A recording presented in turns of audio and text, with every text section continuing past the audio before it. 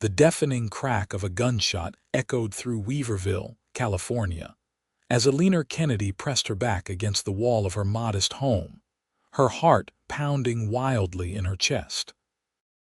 It was 1873, and the gold rush that had once made this Sierra Nevada town prosperous had dwindled, leaving behind a community struggling to redefine itself and a young woman struggling to survive on her own.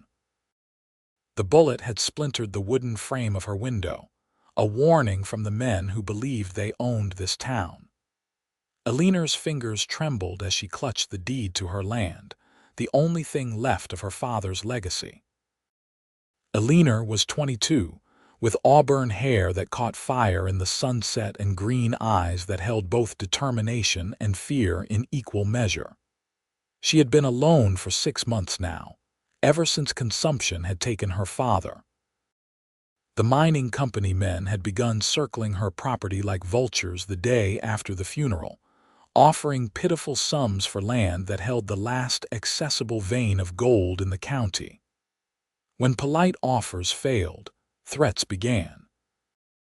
"They won't come back tonight," she whispered to herself, peering carefully through the unbroken portion of the window. The streets of Weaverville were quiet now, the last rays of sunlight casting long shadows across the dusty road. Eleanor sank into the wooden chair beside the window, pulling her shawl tighter around her shoulders. This had become her nightly ritual, watching, waiting, wondering if this would be the night they decided a bullet through the window wasn't warning enough. Miles away, Darren Keller guided his horse through a narrow mountain pass as darkness fell. The 28-year-old former U.S. Marshal had been riding for 2 weeks, leaving behind the memories of Dodge City and a badge he'd surrendered after failing to protect a family from an outlaw gang. His broad shoulders were weary, his face weathered from sun and wind, a thin scar running along his jawline, a reminder of the life he'd chosen. Now he was heading to California, to the small town of Weaverville, where an old friend had written about troubles brewing, and a need for someone who understood both the law and the land. The letter had mentioned a mining company running roughshod over locals, and particularly a young woman being pressured to sell her property. The writer, Judge Samuel Whitaker, had been clear.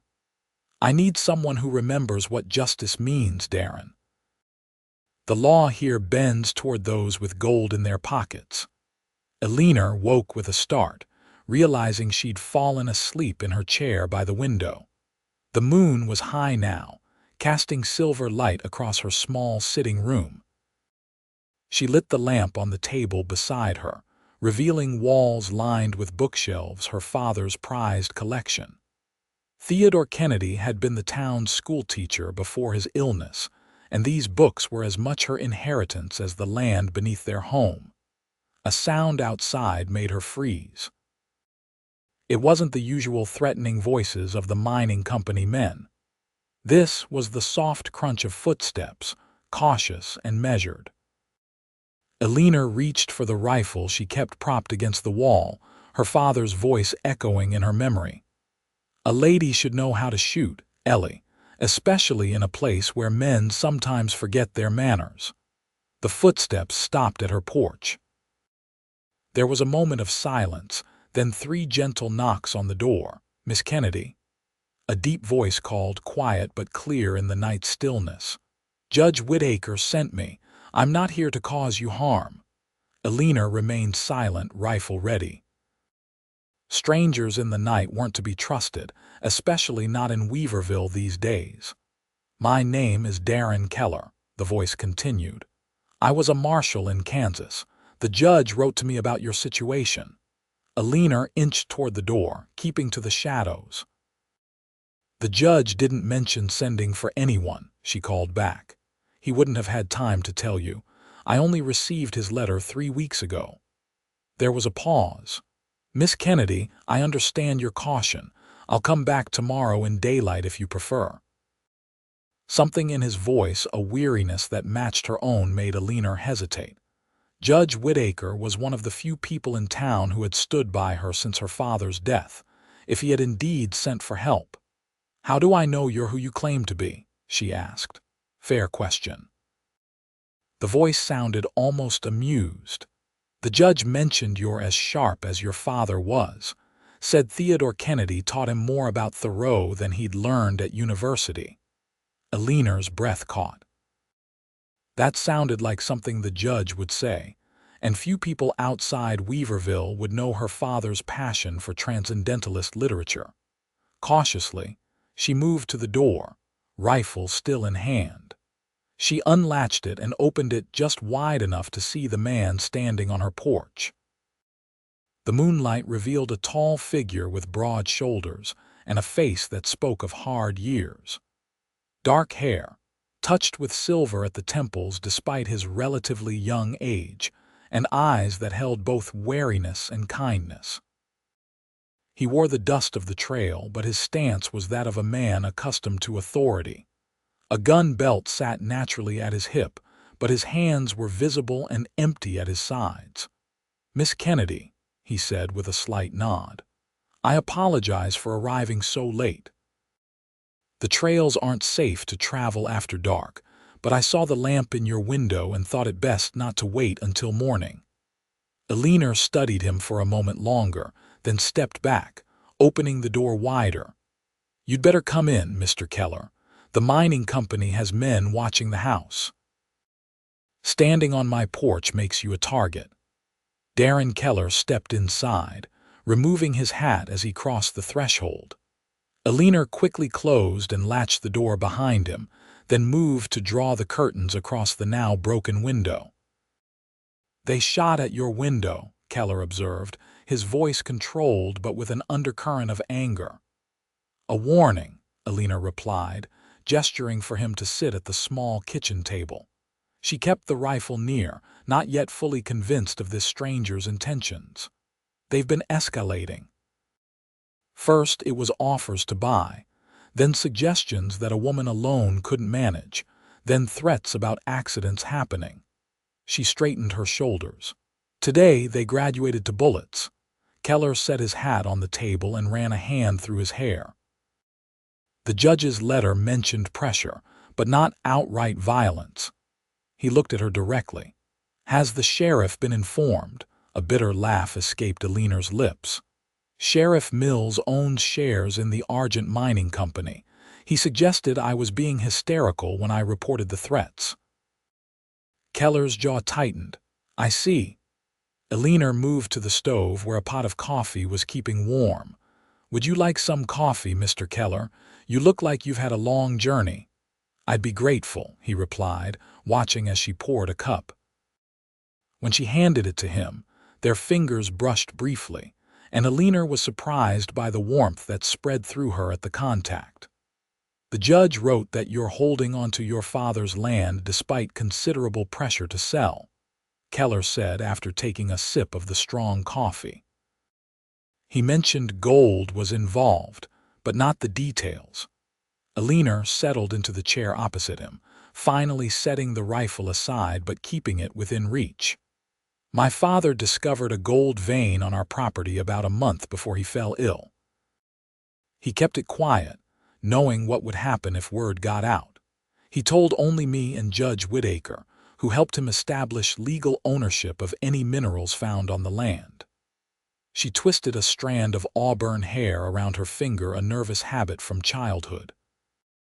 "The judge thinks someone at the assay office must have talked. 3 days after Father died, Argent Mining showed up with an offer. And you refused to sell. This land was everything to my father. He came here in '49 not for gold but because he fell in love with the mountains. He built this house with his own hands." Eleanor's voice softened with memory. "I was born here. My mother died here. I can't just sell it to men who would tear it apart and leave nothing but scarred earth behind." Keller nodded slowly. "I understand holding on to what matters."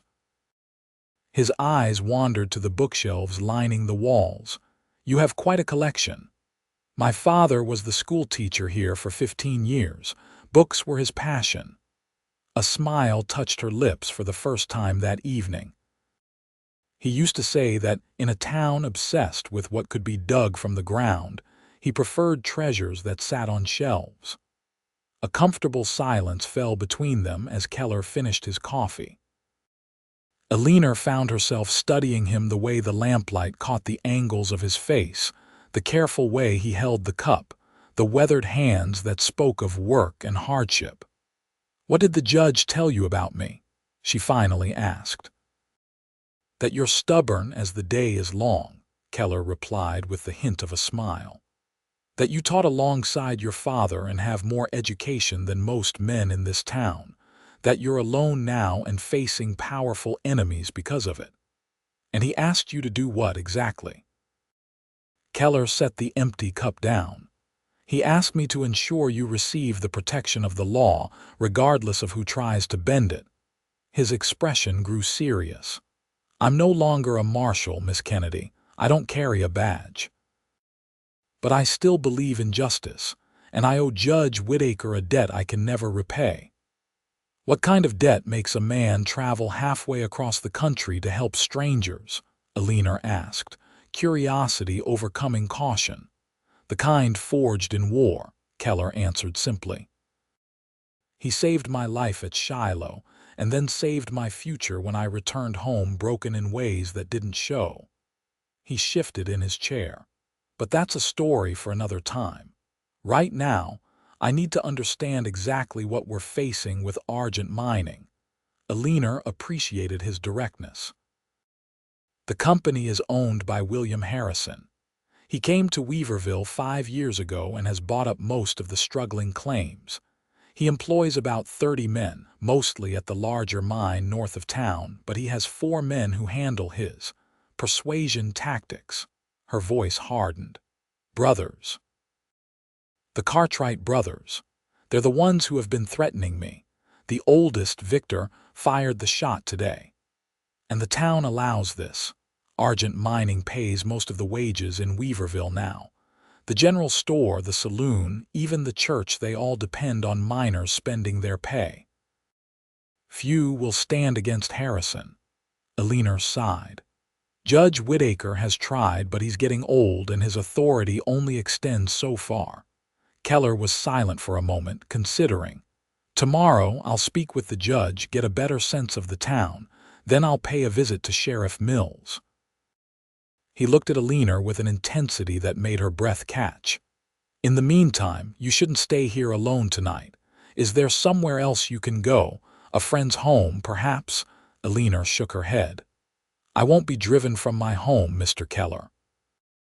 Besides, I've been waiting by this window every night for months now, watching for trouble. Running now won't solve anything." "It's not running, it's tactical retreat," Keller argued. At least until he was interrupted by the sound of horses approaching at speed. Both of them tensed, Eleanor reaching once more for her rifle. "Expecting company?" Keller asked quietly, moving to the window and carefully peering through a gap in the curtains. "No," Eleanor whispered, joining him. "It's them, the Cartwrights."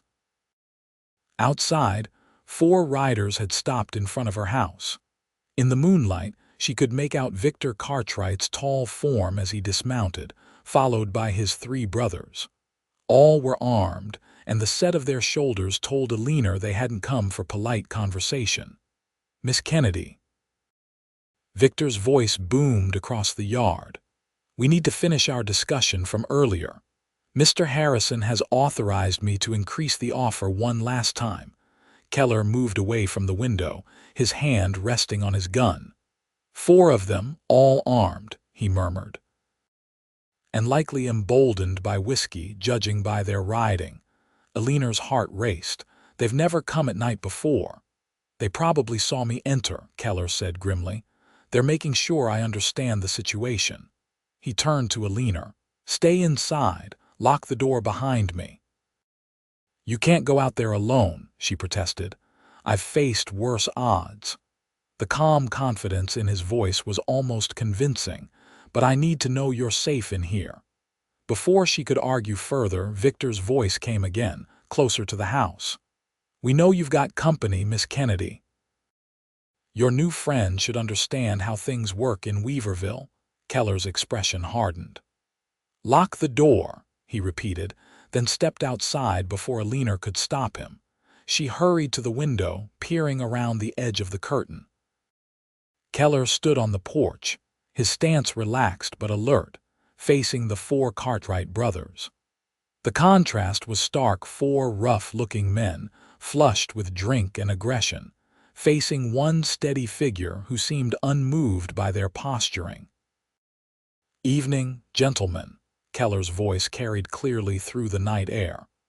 "I believe Miss Kennedy has retired for the evening. Any business you have can wait until morning."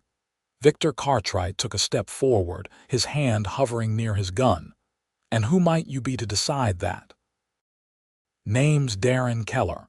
I'm a friend of Judge Whittaker's." The name caused a ripple of reaction among the brothers. Eleanor watched as they exchanged glances. The judge's reputation still carried weight, even with men like these. "Well, Keller," Victor drawled, recovering his bravado, "this is between Miss Kennedy and Argent Mining. Outsiders would do well to stay out of local business." "Intimidating a woman alone at night hardly seems like legitimate business," Keller replied, his tone conversational but with an edge of steel beneath. "Nor does firing warning shots through her window." Victor's face darkened. "You're calling me a liar." "I'm suggesting you and your brothers head back to town," Keller said evenly. "Return in daylight if you have actual business to discuss." One of the younger Cartwrights, Malcolm, Eleanor thought, stepped forward. "You wearing a badge under that coat, Keller?" "Because if not, you've got no authority here." "Authority comes in many forms," Keller replied. "Badge or not, I won't stand by while you threaten Miss Kennedy." Victor's laugh held no humor. "Big words from one man facing four." He moved his hand closer to his gun. "Maybe we should see how fast you are, Keller." The tension in the yard was palpable. Eleanor gripped her rifle tighter, ready to intervene if needed. Though she knew opening the door might trigger the violence they all seemed poised on the edge of. But Keller remained unruffled. "Before you make that decision, Victor, you should know two things. First, Judge Whittaker knows I'm here, which means any harm that comes to me will bring consequences beyond what Sheriff Mills can ignore." He paused, letting that sink in. "Second, while I respect that this is your town, you should understand that where I come from, men don't usually miss twice." The implication was clear, and Eleanor watched as uncertainty crept into the Cartwrights' expressions. Victor's hand hovered, indecisive, near his gun. The standoff might have ended in bloodshed if not for the sound of another horse approaching. All eyes turned to see Judge Samuel Whittaker riding toward the house, his aged figure straight in the saddle despite his 70 years. "What's going on here?" The judge called as he neared, his voice carrying the authority of his position. "Evening, Judge," Victor said, his hand moving away from his gun. "Just having a word with Miss Kennedy about Mr. Harrison's offer." "At this hour?" The judge dismounted with the careful movements of a man whose joints protested such actions. "Seems an unusual time for business negotiations." He looked to Keller. "I see my letter found you, Marshal." Keller gave a slight nod but didn't correct the title. "Good to see you, Judge." The judge turned his attention back to the Cartwrights. "I suggest you boys head back to town. Any legitimate business with Miss Kennedy can be conducted during daylight hours, preferably in my office where I can ensure all parties are treated fairly." Victor hesitated, clearly weighing his options, then spat on the ground. "We'll be back tomorrow. Mr. Harrison isn't a patient man." He jerked his head at his brothers, and they mounted their horses. As they rode away, Victor called back, "Window was an accident, Miss Kennedy. My rifle misfired while I was cleaning it. Terrible coincidence it was pointed at your house." The judge watched them go, then turned to Keller with a weary smile. Not much for subtle welcomes in Weaverville, I'm afraid. I've had worse, Keller replied, extending his hand to the older man. Thank you for arriving when you did, though. Saved everyone a lot of trouble. The judge clasped Keller's hand warmly. I was at the saloon when I heard the Cartwrights talking about heading this way. Thought I'd better follow. He looked toward the house. Is Miss Kennedy all right? As if in answer, the door opened and Eleanor stepped onto the porch, rifle still in hand. I'm fine, Judge. Better now that you're here. The judge smiled at her fondly. My dear, you look just like your father when you hold that rifle, same determined expression. He turned serious. But you shouldn't be alone tonight, not after this. I've been saying the same, Keller agreed. Eleanor looked between them, frustration evident. And I've been saying I won't be chased from my home. No one's suggesting you abandon your home permanently, the judge said gently. But perhaps just for tonight you might consider staying in town. My housekeeper would be delighted for the company. Eleanor hesitated, then nodded reluctantly. Just for tonight, then. Let me gather a few things. As she went inside, the judge turned to Keller, his voice lowering. It's worse than I wrote. Harrison is desperate for that gold vein, and the Cartwrights are getting more reckless. The town council meets tomorrow. Harrison has proposed a measure that would allow the sheriff to claim property for public safety if the owner cannot maintain it properly. Keller's expression darkened. And I'm guessing the sheriff would determine what constitutes proper maintenance. Precisely.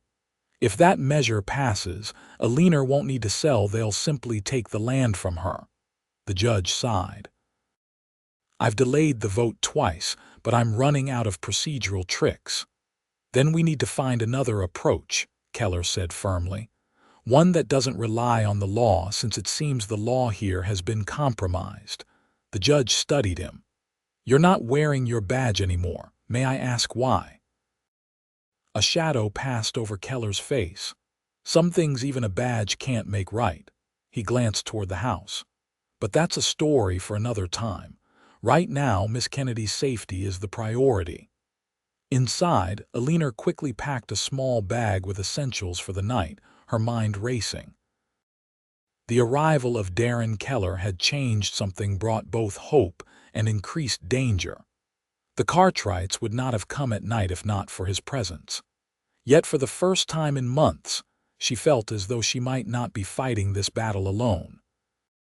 She paused at her father's desk, running her fingers over the smooth wood. From a locked drawer, she removed a small leather pouch containing samples of the gold from their land, her insurance policy of sorts. If all else failed, these samples would prove the value of what lay beneath their property. When she returned to the porch, the judge and Keller were deep in conversation, but they fell silent as she appeared. Ready, she said, securing the cabin door behind her. The judge offered her his horse. You can ride with me back to town. Mr. Keller can follow with his mount. The ride to Weaverville proper took less than 20 minutes, but the tension of the night made it seem longer. The town was mostly dark, with only the saloon showing much activity at this hour. The judge's home stood on a quiet street, a respectable two-story structure befitting his position. Mrs. Abernathy, the judge's housekeeper, welcomed them despite the late hour, clucking sympathetically over Eleanor's situation while preparing a room for her.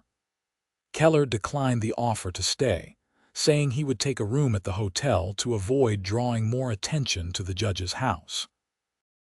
I'll come by in the morning, he told Eleanor as they stood in the judge's foyer. We'll figure this out. Eleanor nodded, suddenly feeling the exhaustion of the day catching up with her. Thank you, Mr. Keller, for intervening tonight. Darren, he corrected gently. If we're going to face down the Cartwrights together, we might as well use first names. A small smile curved her lips. Eleanor, then. Get some rest, Eleanor, he said, settling his hat back on his head.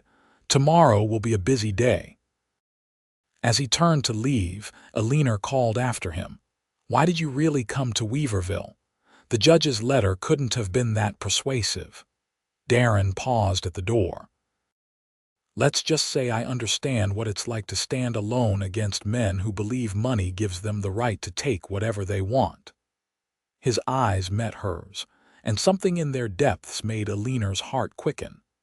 Sometimes, all it takes is one person standing beside you to turn the tide. With that, he tipped his hat and disappeared into the night, leaving Eleanor with the strange sensation that her life had just changed irrevocably. Morning in Weaverville brought clear skies and a bustling energy to the main street. Eleanor awoke in the judge's guest room feeling more rested than she had in weeks. The simple security of being in a house where no one would shoot through the windows, having allowed her a deep, dreamless sleep. After breakfast with the judge, during which they discussed strategies for the town council meeting that afternoon, Eleanor decided to visit her father's grave in the small cemetery on the hill overlooking town. She often found clarity there when facing difficult decisions. The cemetery was peaceful in the morning light, wildflowers growing between the markers. Her father's grave was simple, a wooden cross that would eventually be replaced with stone when Eleanor could afford it. She knelt beside it, brushing leaves from the base. "I could use your wisdom now, Father," she whispered. "There's a stranger in town who says he wants to help, and I find myself wanting to trust him." She smiled sadly. "You always said I should trust my instincts about people, but also that a pretty face shouldn't cloud my judgment." "Your father sounds like a wise man." Eleanor startled, turning to find Darren Keller standing a respectful distance away, hat in hand. The morning light softened his features, making him appear younger than he had in the shadowed interior of her cabin. "I'm sorry," he said. "I didn't mean to intrude. Judge Whittaker mentioned you might be here, and I thought we should talk before the council meeting." Eleanor stood, brushing dirt from her skirt. "It's all right, I was just—" She glanced back at the grave. "Sometimes it helps to talk things through, even if he can't answer." Darren nodded in understanding. "I've done the same." He stepped closer, looking at the cross. "Theodore Kennedy. The judge told me he was respected by everyone in town." "He was," Eleanor said softly. "Even William Harrison attended his funeral, though I suspect that was more to see if I would crumble than out of respect." "And did you crumble, almost?" Eleanor's honesty surprised herself. "The first month I barely left the house. Then the threats started, and I realized if I didn't fight, everything he built would be lost." Darren studied her face, his expression thoughtful. "Fighting doesn't always mean standing alone, Eleanor. Sometimes the bravest thing is accepting help." "Is that what you're offering? Help?" "Yes." His answer was simple but firm. "I've spoken with the judge about the council meeting. Harrison will be pushing for that ordinance, and we need to be prepared." They began walking back toward town, the morning sun warming the air around them. "The judge says you were a marshal in Dodge City," Eleanor said. "That's not an easy place to wear a badge." Darren's expression tightened almost imperceptibly. "No, it's not, but I managed for 5 years. What happened to make you leave?" He was silent for several steps, and Eleanor thought he might not answer. When he did, his voice was controlled but edged with old pain. "I failed to protect people who were counting on me." A family mother, father, 2 children had witnessed a murder committed by members of a gang that controlled much of the cattle trade. They agreed to testify. He paused. "I promised them protection. Had them stay at what I thought was a secure location while we waited for the circuit judge." His jaw clenched. "The gang found them, killed them all." Eleanor felt a chill despite the warm morning. "That's horrible, but surely you couldn't have prevented it alone." "I should have requested more deputies, should have moved them further from town, should have." He shook his head. "Doesn't matter now. I resigned the next day, couldn't wear the badge after that." They walked in silence for a moment, Eleanor absorbing this glimpse into the man beside her. It explained much about him: the watchfulness, the sense of contained strength, the determination to help her despite having no obligation to do so. "The judge says you're good with a gun," she said finally. "Better than most." A humorless smile touched Darren's lips. "Speed isn't everything in a gunfight. Keeping a cool head matters more." He glanced at her. "Your father taught you to shoot. Are you any good?" "Good enough to hit what I aim at if it's not moving too fast," Eleanor replied. "Father said a woman on her own needs to be able to defend herself, especially in mining country." He was right about that. Darren's expression grew serious. "Eleanor, after the council meeting, things may escalate quickly. Harrison won't take defeat well if we manage to block his ordinance." "I know," she said quietly, "but I can't back down now. I'm not suggesting you should, just that we need to be prepared." They had reached the edge of town, where the buildings of Weaverville's Main Street were coming to life with morning activity. "The judge told me about the gold vein on your property. Is it as valuable as Harrison believes?" Eleanor nodded. "Possibly more so. Father had an assayer friend in Sacramento test samples privately. The vein is narrow but unusually pure." She lowered her voice. "That's why Harrison is so determined. It could be worth more than all his other claims combined." Darren processed this information, his expression thoughtful. "Then we need leverage: something Harrison wants more than your land, or something he fears more than losing the gold." "What could a man like that possibly fear?" Eleanor asked skeptically. "Every man fears something, Eleanor. We just need to discover what it is for William Harrison." They paused at the corner near the general store, aware that their conversation was drawing curious glances from townsfolk. Weaverville was small enough that a stranger walking with Theodore Kennedy's daughter would spark immediate interest. "I should get back to the judge's house," Eleanor said. "Mrs. Abernathy is helping me prepare a proper dress for the council meeting. First impressions matter, she says." Darren nodded. "I'll meet you at the judge's before the meeting. In the meantime, I think I'll pay a visit to Sheriff Mills." His smile held a hint of grimness. Professional courtesy between lawmen, former or otherwise. "Be careful," Eleanor warned. "Mills has been in Harrison's pocket for years." "All the more reason to understand exactly where he stands." Darren tipped his hat to her. "Until later, Eleanor." As she watched him walk toward the sheriff's office, Eleanor was struck by the strangeness of her situation. A week ago, she had been alone in her struggle against Harrison and his men. Now, this man she barely knew was willingly stepping into danger on her behalf. More unsettling was the realization that she was already coming to depend on his presence, his steadying influence. She turned toward the judge's house, conscious of the whispers following her progress down the street. Let them talk, she thought. By sundown, they would have much more to gossip about. The sheriff's office was a small wooden building with a single cell visible through the front window. As Darren approached, he took note of the well-maintained exterior, and the gleaming star pinned to the door: signs of a man who took pride in appearances, if not necessarily in upholding the law. Sheriff James Mills was behind his desk when Darren entered, a stocky man in his 40s with a carefully groomed mustache and suspicious eyes. He looked up from his paperwork, his expression immediately wary. "Can I help you, stranger?" Darren removed his hat. "Sheriff Mills." "Name's Darren Keller, former U.S. Marshal out of Dodge City. Thought I'd pay my respects, being new in town." Mills's eyebrows rose slightly. "Dodge City, is it? Rough place." He gestured to a chair across from his desk. "What brings a former marshal to our little corner of California?" Darren sat, noting the way Mills emphasized former. "Judge Whittaker is an old friend. Came to visit, maybe settle here if I like the place." Judge mentioned you were coming, he did. Also mentioned some troubles with the Kennedy property.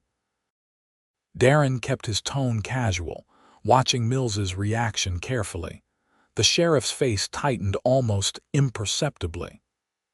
That situation is under control. Miss Kennedy is being unreasonable about a fair offer for land she can't possibly manage alone. Seemed to be managing well enough when I visited her place, Darren observed. Mills leaned forward, his friendly facade slipping. Look, Keller, I don't know what the judge told you, but we handle our own problems in Weaverville. Miss Kennedy is young and stubborn, clinging to land that would better serve the community if properly developed. By community, I assume you mean Argent mining. A flush crept up Mills's neck. Argent provides jobs, stability. Progress requires change, and sometimes individuals need to sacrifice for the greater good. Interesting philosophy for a lawman, Darren remarked. In my experience, the law is supposed to protect individuals, especially from those who have the power to take what isn't theirs. The two men stared at each other, the pretense of a friendly visit evaporating. You planning to stay long in Weaverville, Keller? Mills finally asked, his hand resting near his gun. Depends on how things develop. Darren stood, settling his hat back on his head. I understand there's a town council meeting this afternoon. Thought I might attend, get a feel for local governance. Mills's eyes narrowed. It's a closed meeting, town business only. Judge Whittaker invited me as his guest. Seems that makes it my business too. Darren headed for the door, then paused. By the way, Sheriff, I heard about a shooting incident at the Kennedy property yesterday. Bullet through a window. Strange that there's no report filed about it. Accidents happen, Mills replied stiffly. Miss Kennedy was never in any real danger. Next time, the accident might be more serious, Darren said, his voice hardening. As a former lawman to a current one, I'd hate to see that happen on your watch. He left before Mills could respond, stepping back into the morning sunshine with the certainty that he had just made an enemy. But he had also confirmed what he suspected. Sheriff Mills was deeply involved in Harrison's schemes, possibly to the point of allowing violence against Eleanor if necessary. The town council meeting was scheduled for 2 o'clock in the town hall, a modest building that also served as a church on Sundays. As the hour approached, Eleanor found herself growing increasingly nervous. She had chosen her best dress, a deep green that her father had always said matched her eyes, and Mrs. Abernathy had helped her arrange her hair in a style that was both practical and becoming. "You look lovely, my dear," Judge Whittaker said as they prepared to leave his house. "Theodore would be proud to see you fighting for what's right." "I just hope it's enough," Eleanor replied, smoothing her skirts. "Harrison will have his supporters there." "Yes, but we have truth on our side." The judge picked up his walking stick. "And now, we have Darren Keller as well, which may prove more valuable than Harrison realizes."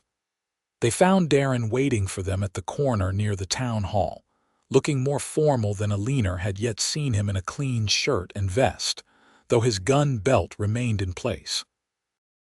His eyes widened slightly when he saw her, a reaction that sent a surprising flutter through Eleanor's chest. "Miss Kennedy," he greeted her, his voice warm. "You look ready for battle," she suggested with a smile. "Beautiful," he corrected, then quickly added, "and certainly ready for whatever comes." The judge cleared his throat, eyes twinkling. "Shall we proceed?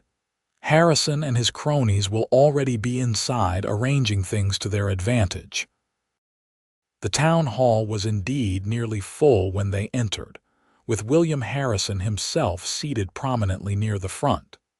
Harrison was a man in his 50s, expensively dressed despite the frontier setting, with cold eyes and a mouth that seemed permanently set in a disapproving line. Beside him sat Sheriff Mills and several other men, Eleanor recognized as business owners dependent on Argent mining.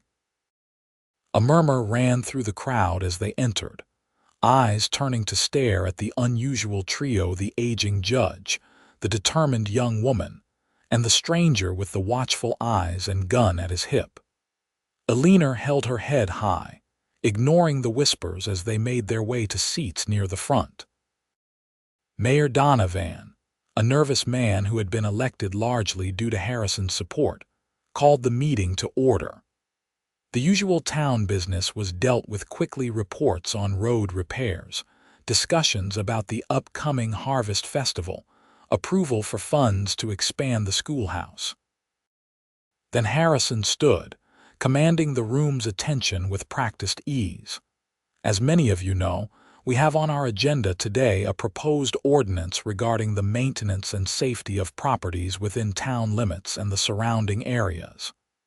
His voice was cultured, reasonable. Recent incidents have highlighted the need for the town to have recourse when property owners cannot or will not maintain their land in a manner that ensures public safety. Eleanor felt Darren tense beside her as Harrison continued, outlining the proposed ordinance that would grant the sheriff authority to claim properties deemed unsafe or improperly maintained. The language was deliberately vague, opening the door for abuses of power that would be difficult to challenge legally. When Harrison finished, Judge Whittaker rose, leaning on his walking stick. "If I may address the council regarding this proposed ordinance." Mayor Donovan nodded reluctantly, unable to deny the judge's right to speak despite the frown Harrison directed his way. "Ladies and gentlemen," the judge began, his voice stronger than his frail appearance suggested.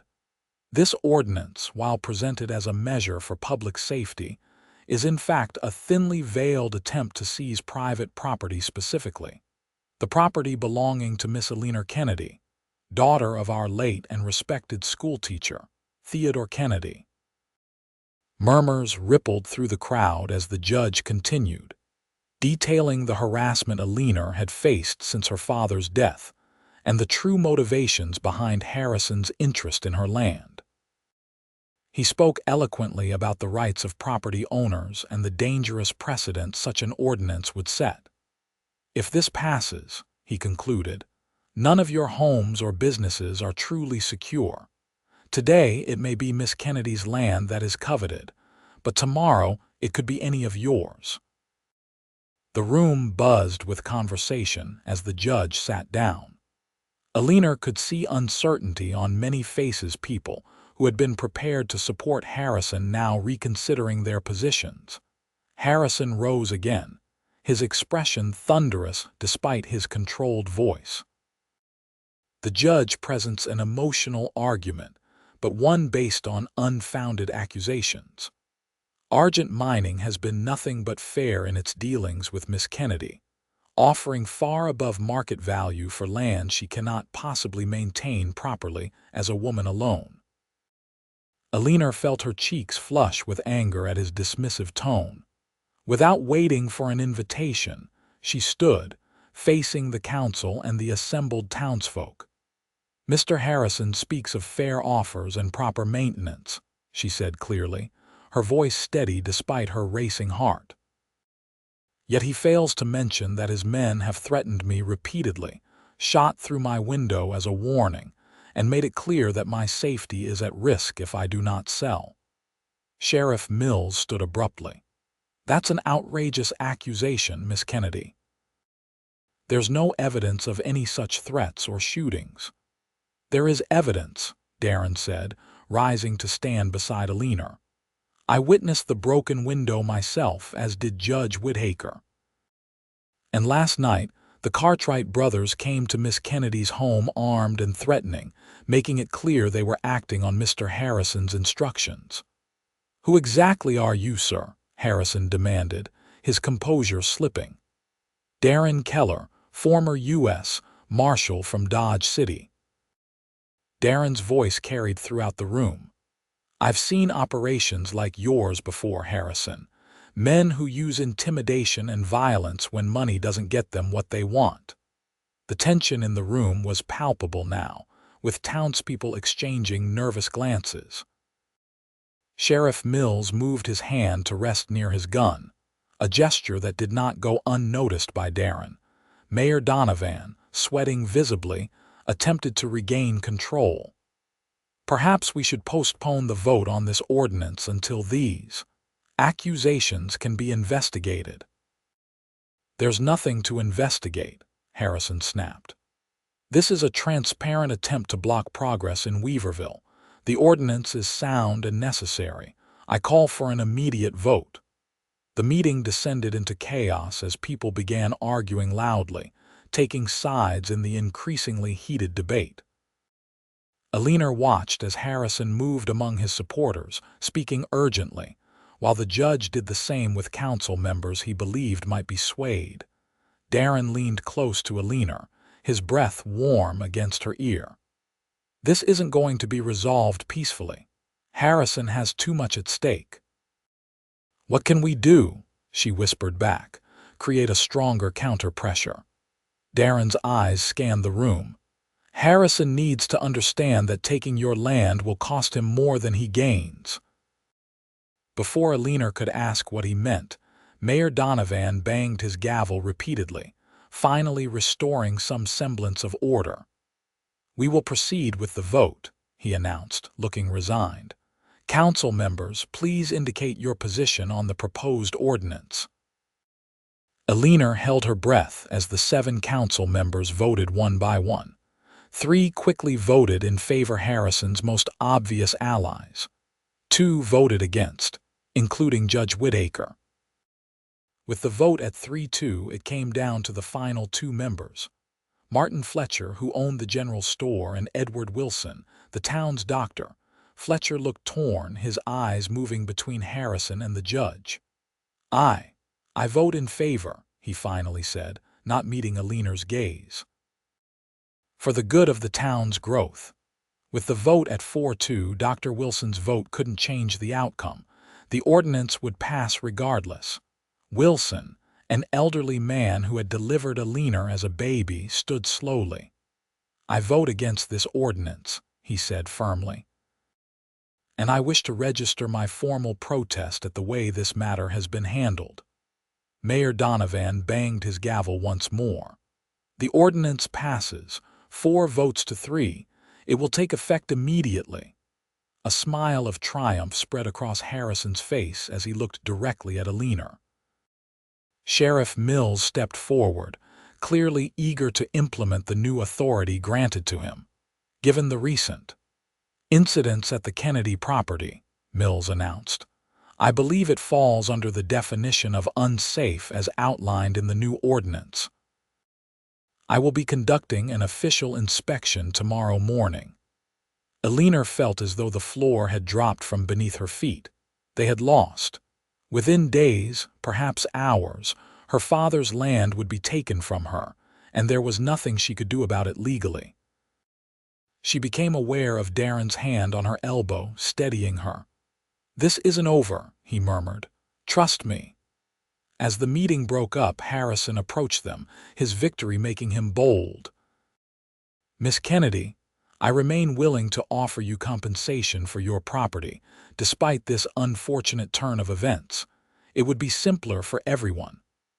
Mr. Harrison, Eleanor replied, her voice icy, I wouldn't sell to you if you offered all the gold in California. What you're doing is theft, regardless of how you've dressed it up in legal language. Harrison's expression hardened. Be reasonable, Miss Kennedy. You've lost. Continuing to fight will only make things more difficult for you.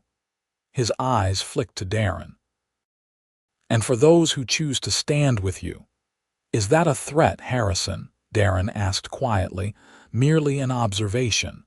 Weaverville can be unwelcoming to those who disrupt its progress. Harrison straightened his jacket. Good day, Miss Kennedy. Sheriff Mills will see you tomorrow. As he walked away, Eleanor felt despair threatening to overwhelm her. Judge Whittaker joined them, his expression grave but determined. Don't lose heart, my dear, he said, patting her hand. "This battle is lost, but the war continues." "What can we possibly do now?" Eleanor asked. "They've changed the law itself to take what they want." "We fight outside the law," Darren said, his voice low enough that only they could hear. "Harrison has manipulated the legal system, so we need to find another approach." The judge raised an eyebrow. "What do you have in mind, Darren?" "First, we need to ensure Eleanor's safety. She can't return to her property tonight. It would give Mills the perfect opportunity to declare it abandoned under the new ordinance." "She'll stay with me again," the judge assured him. "Good." Darren's expression was focused, the look of a man forming a plan. "Next, we need to find Harrison's weakness. Judge, you've lived here longer than anyone. What do you know about him that might give us leverage?" The judge considered this as they walked back toward his house. Harrison arrived in Weaverville about 5 years ago, already wealthy from mining ventures in Nevada. He's not married, has no family that I know of. He's ambitious, certainly with political aspirations beyond our small town. "Political aspirations," Darren repeated thoughtfully. "That could be useful. Men seeking public office fear scandal above all else." Eleanor looked at him sharply. "What are you suggesting?" "Nothing yet," Darren replied. "But Harrison's determination to acquire your land suggests the gold vein is even more valuable than you might realize. A man like that keeps records, assay reports, surveys, financial projections. If we could access those—" "You're talking about breaking into his office," the judge said, his tone neutral rather than accusatory. "I'm talking about gathering evidence of his true intentions," Darren corrected. "Evidence that might persuade the town council to reconsider their vote, or at least delay implementation of the ordinance." They had reached the judge's house, and he ushered them inside, away from potential eavesdroppers. In his study, with the door closed, they continued their conversation. "Harrison's office is in the Argent Mining Building at the north end of town," the judge said, pouring them each a small glass of brandy. "He keeps it locked when he's not there, and one of the Cartwright brothers is usually nearby." Darren nodded, accepting the brandy but not drinking. "And the sheriff's office? How many deputies does Mills have?" "Just 2 young men, not particularly bright or dedicated. They follow orders without question." Eleanor watched Darren as he absorbed this information, struck by the transformation in him. Gone was the weary traveler who had arrived at her door. In his place stood a strategist, calculating risks and options with the precision of a military commander. "The ordinance gives Mills the authority to inspect properties," Darren said slowly. "But it doesn't specify when or how those inspections must occur." "True," the judge agreed. "The language is deliberately vague to allow for maximum flexibility or abuse, depending on your perspective. Then our first step is to delay Mills's inspection of Eleanor's property," Darren decided. "Judge, can you create a legal challenge that would require Mills to postpone until it's resolved?" The judge frowned thoughtfully. "I could file an injunction claiming the ordinance was passed without proper public notice, which is technically true. It might buy us a few days." "Good. That gives us time to find what we need." Darren turned to Eleanor. "The gold samples from your property, where are they?" "In my bag," she replied. "I brought them with me, afraid to leave them at the cabin." "Smart thinking. We'll need those as evidence of what Harrison is really after." Darren paced the study, thinking aloud. "Harrison must have documentation surveys, assay reports that show just how valuable that vein is. If we can prove he deliberately undervalued the land in his offers to you, while privately knowing its true worth." "That would be fraud," the judge finished. "A serious charge, especially for a man with political ambitions." "Exactly." Darren stopped pacing, his decision made. Tonight I'll visit Harrison's office. Eleanor, you'll stay here where it's safe." "No," Eleanor said firmly. "If you're going to risk breaking into Harrison's office for my land, I'm coming with you. I know what to look for. Father showed me the mining surveys and assay reports. I'd recognize similar documents." Darren shook his head. "It's too dangerous." "If we're caught, it's my land, my fight," Eleanor interrupted. "And frankly, Mr. Keller, while I appreciate your help, I haven't survived these past 6 months by hiding behind others when there's risk involved." The judge chuckled. "She has you there, Darren. Eleanor is Theodore's daughter in more than just appearance. She has his stubbornness as well." Darren looked between them, clearly torn between admiration for Eleanor's courage and concern for her safety. Finally, he nodded reluctantly. "All right. But you follow my lead. Do exactly as I say, and if I tell you to run, you run." "Understood. Understood," Eleanor agreed, surprised by the rush of excitement she felt. After months of feeling powerless against Harrison's machinations, she was finally taking action. The judge sighed, looking older than his years. "I suppose I can't talk either of you out of this foolhardy plan. At least let me help by filing that injunction first thing in the morning. It should keep Mills occupied and away from Eleanor's property." "Thank you, Judge," Darren said sincerely. "Your friendship means more than I can say." The older man waved this away. "Theodore Kennedy was like a brother to me. Helping his daughter is no hardship." He looked at Eleanor with affection. "Though I admit, I never expected to be planning a burglary at my age." As darkness fell over Weaverville, Eleanor changed into her simplest dress, dark blue, practical for moving quietly, and met Darren in the judge's study. He had removed his vest, wearing only a dark shirt that would blend into the night, his gun belt securely fastened. "Ready?" he asked quietly. Eleanor nodded, trying to hide her nervousness. "As I'll ever be." They slipped out through the judge's back door, keeping to the shadows as they made their way toward the northern edge of town where the Argent mining building stood. The night was clear, stars bright overhead, the town mostly quiet except for the distant sounds from the saloon.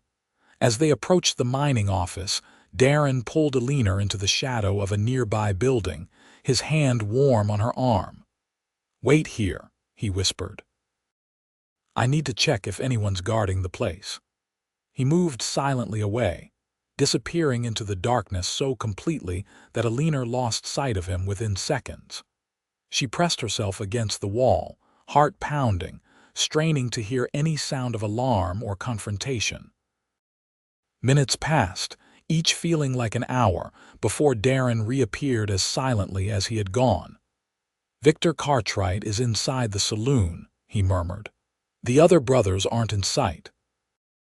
The office appears empty, but there's a light in the second-floor window. Harrison's private office, I'm guessing."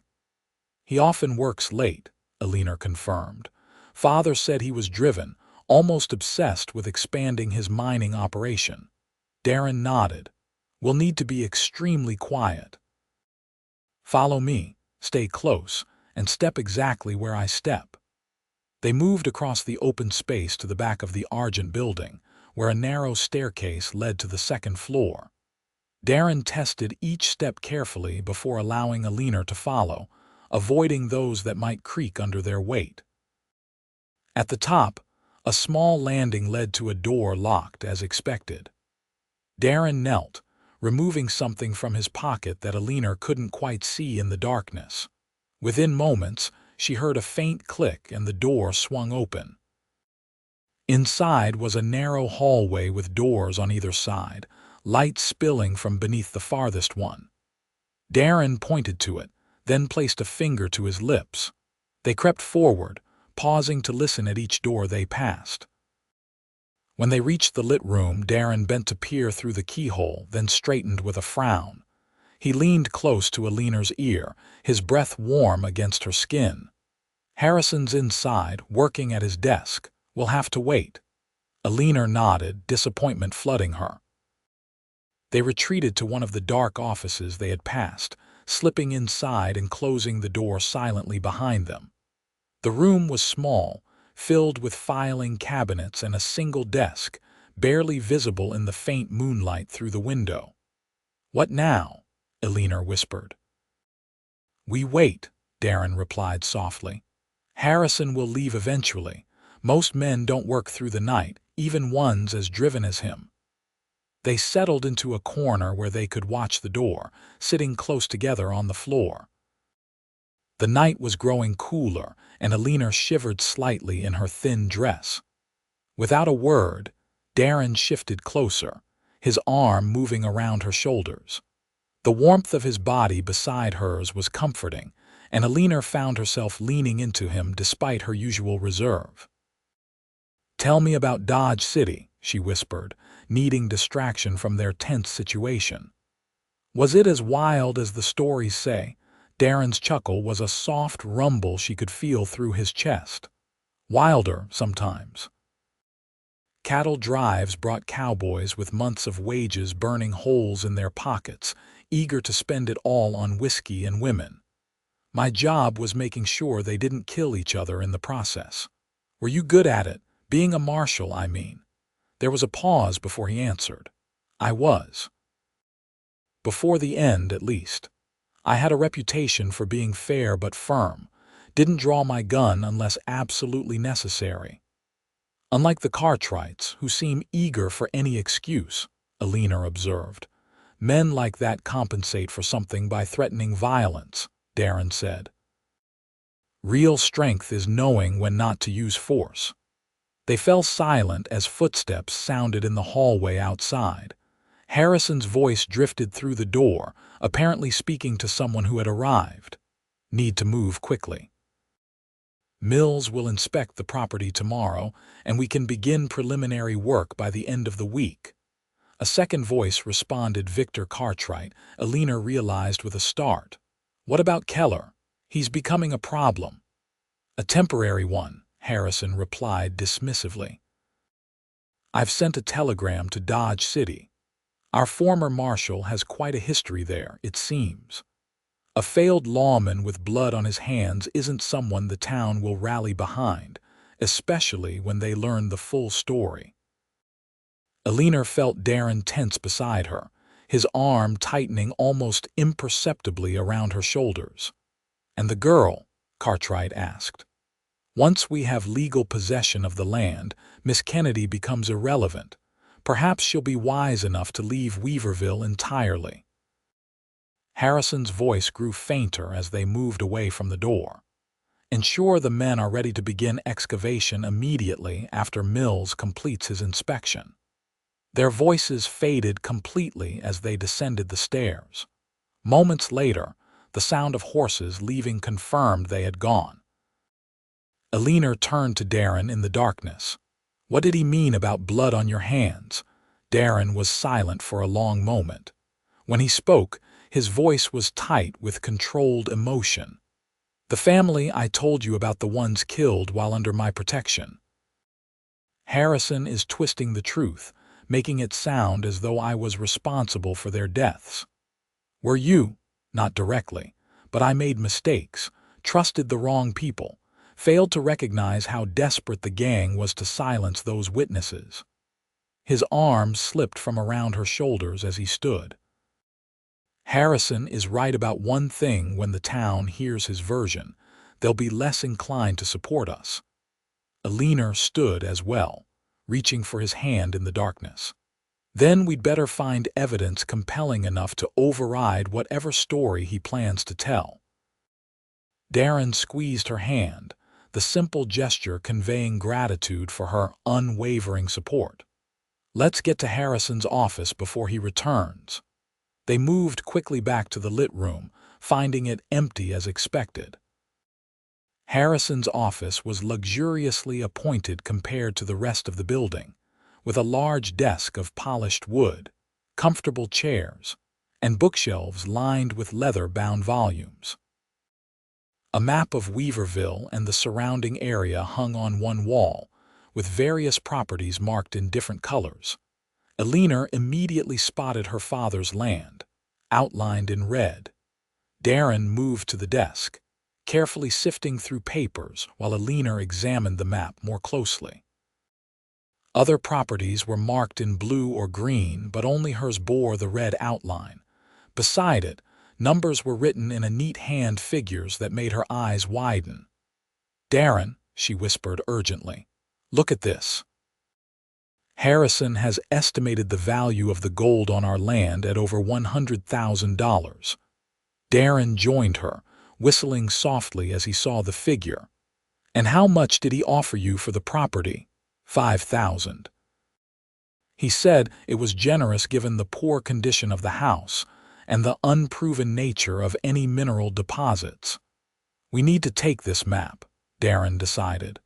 "Can you roll it carefully while I check these desk drawers?"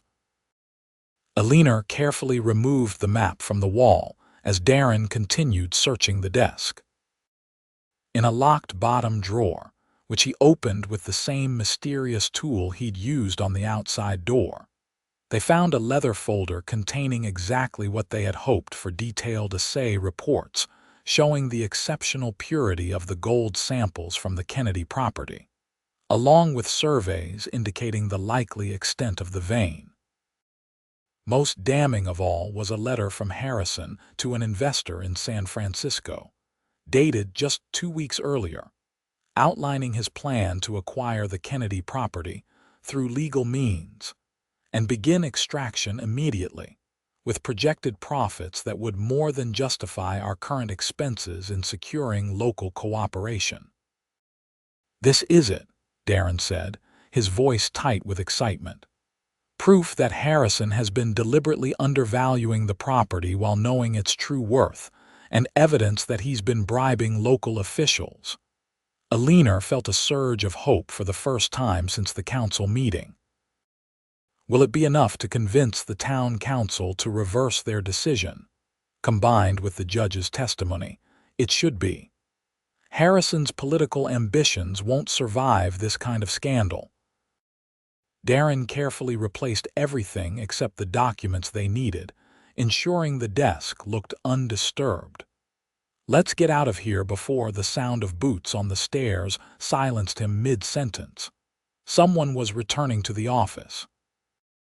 Darren quickly tucked the documents into his shirt, grabbed Eleanor's hand, and pulled her toward a side door she hadn't noticed before. It opened onto a small balcony with another staircase leading to the ground behind the building. They descended swiftly but quietly, reaching the bottom just as light flooded from the office window above. Without a word, Darren led Eleanor away from the building, keeping to the shadows until they were safely out of sight. Only when they had reached the relative security of a stand of trees at the edge of town did they pause to catch their breath.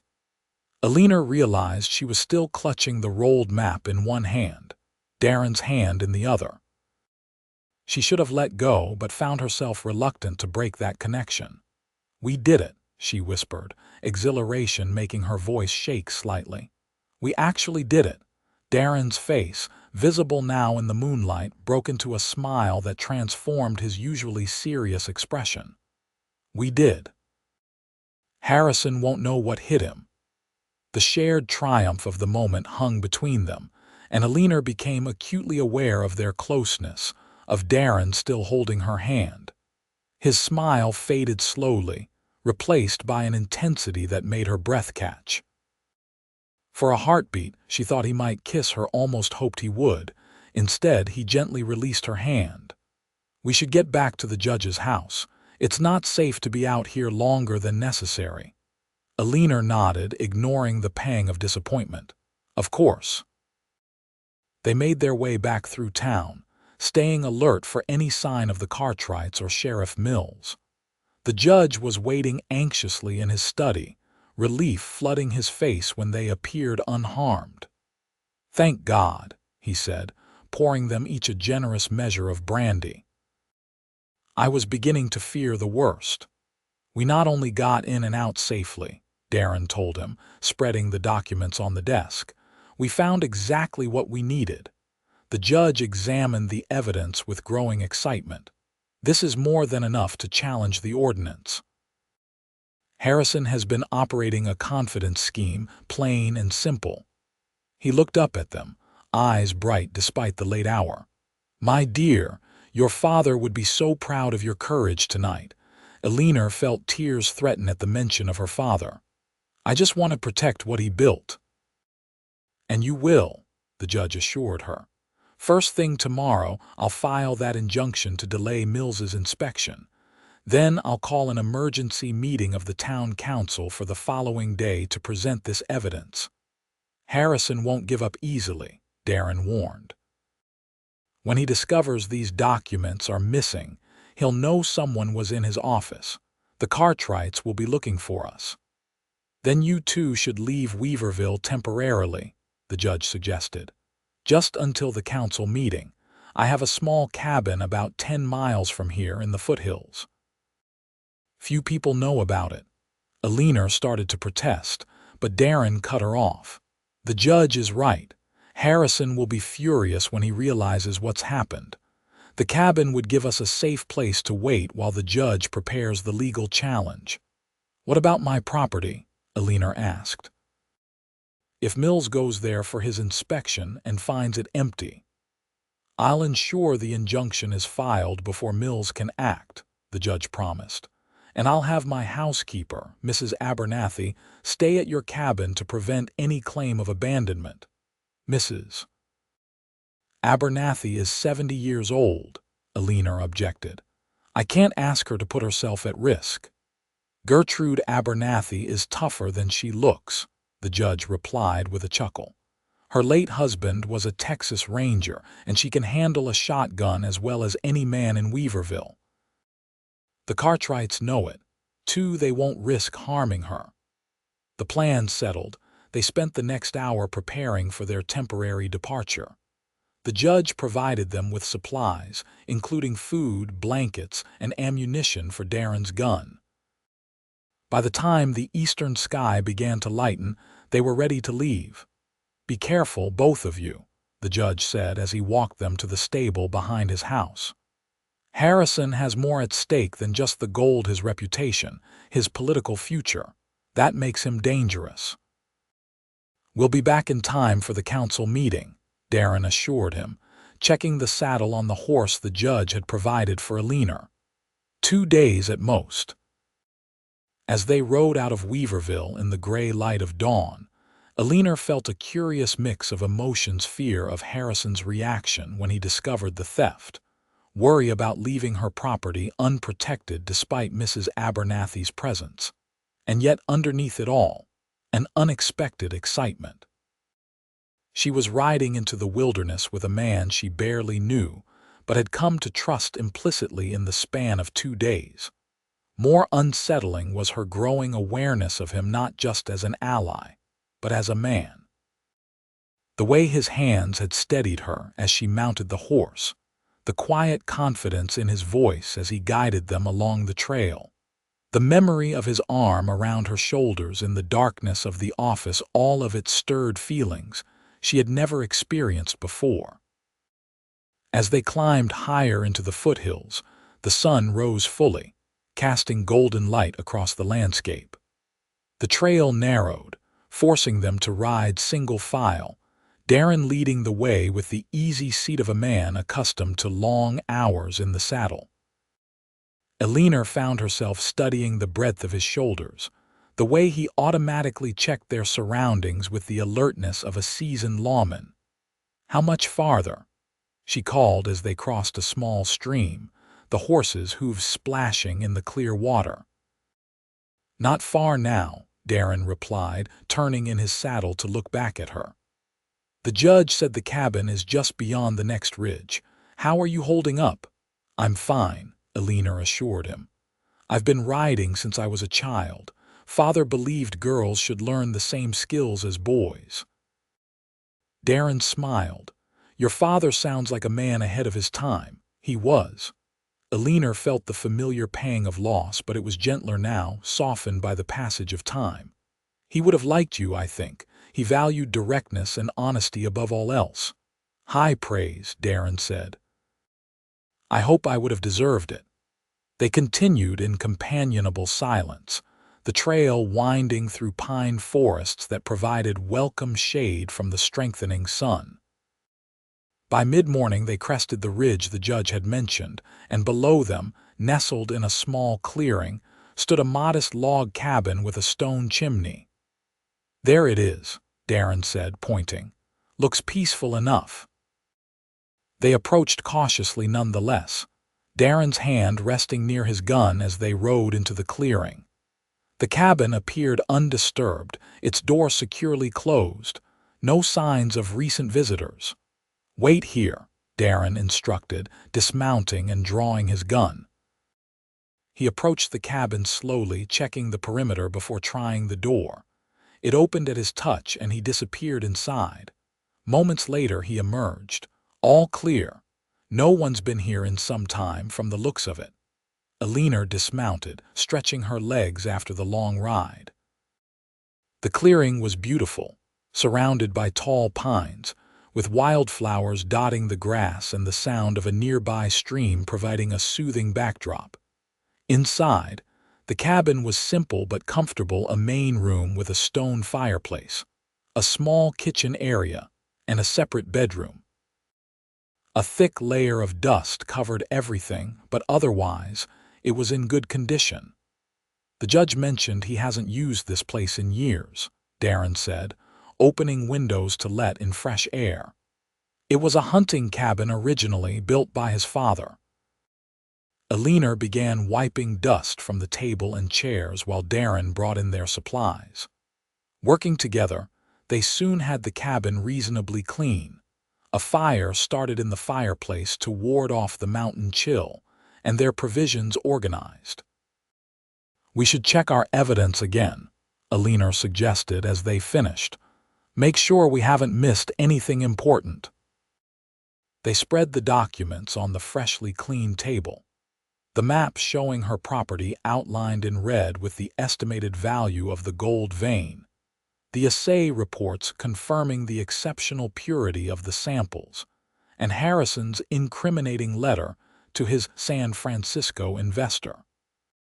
This is more than enough to prove Harrison's true intentions, Darren said, satisfaction evident in his voice. The town council can't ignore evidence this clear. Eleanor nodded, but doubt still nagged at her. Unless Harrison has enough influence to make them ignore it.